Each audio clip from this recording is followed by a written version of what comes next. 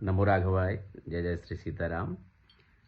एक वीडियो मैंने देखा जिसमें जया किशोरी जी बोल रही हैं कि स्त्री जब मासिक धर्म में रहती है तो वो अपवित्र नहीं होती है। उस समय वो मंदिर में भी जा सकती हैं, उस समय वो रसोई में भी जा सकती हैं और उस समय वो कथा भी कर सकती हैं, जो कि ये करती हैं। इनके वर्ष भर के सारे कार्यक्रम फिक्स रहते हैं। 1.5 2 वर्ष की कथाएं इनकी तय रहती हैं और ये उस अवस्था में भी व्यासपीठ पर बैठती हैं। पहले तो ये अनधिकारी हैं, अधिकारी नहीं हैं। व्यासपीठ पर शिखासूत्रधारी ही बैठ सकता है।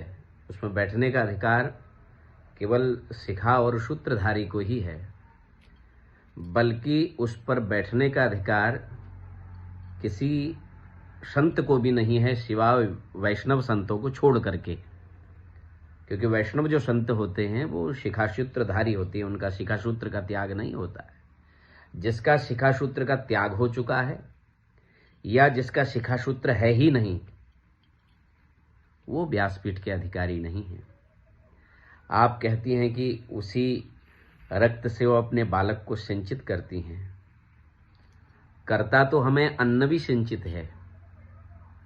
हम अन्न पाते हैं, अन्न को भी ब्रह्म कहा गया है, अन्न को भी ईश्वर कहा गया है। हम पूजते हैं अन्न को, पर उसी अन्न का जब मल बन जाता है, क्या वो भी पूजनीय होता है? कीचड़ में कमल उत्पन्न होता है, कमल ग्राह्य है, क्या कीचड़ भी ग्राह्य है? आप जो बात कह रही हैं इसका कोई तर्क नहीं है, ये कुतर्क मात्र है जो आप कह रही हैं, क्योंकि आपको शास्त्रों का अध्ययन बिल्कुल भी नहीं है। मैं दावा कर सकता हूं, यदि आप श्रीमद् भागवत जी का पहले स्कंद का पहला श्लोक यदि आप शुद्ध बोल दो ना जया जी, तो हम कथा करना छोड़ देंगे। आप पहला श्लोक भी शुद्ध नहीं बोल सकती हैं, इसलिए अनधिकारी हैं आप। ना आप में योग्यता है बैठने की, पर आप बोल रही हैं। इससे जो आप बोल रही हैं, इससे आजकल की जो युवा पीढ़ी है उसमें क्या प्रभाव पड़ेगा ये आप नहीं समझ सकती हैं। पवित्रता, पूजन का सबसे पहला नियम है पवित्रता। शौच असौच, इस चीज का विशेष ध्यान हमारी पूजन पद्धति में है, और आप युवाओं को बरगला रही हैं। आपको लोग सुनते हैं तो समाज में क्या मैसेज जाएगा? थोड़ा इस पर विचार कीजिए। यदि मैं सभी मातृशक्ति से भी आह्वान करना चाहता हूं कि यदि आप मासिक धर्म में हैं, ना आप मंदिर जाएं,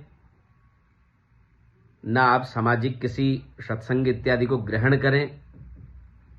वैसे तो रसोई भी वर्जित है।